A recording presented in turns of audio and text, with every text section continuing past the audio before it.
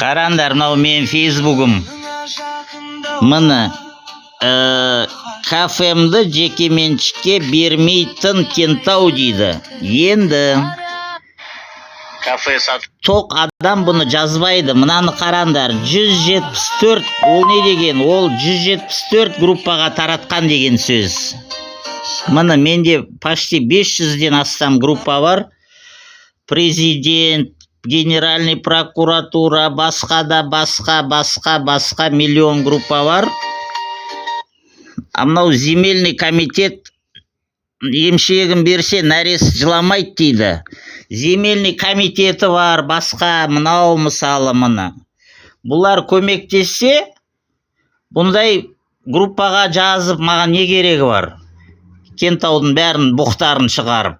Мұны, пожалуйста. Мұны жеке переписка бар, басқасы бар, бірақ не жоқ жаңағы.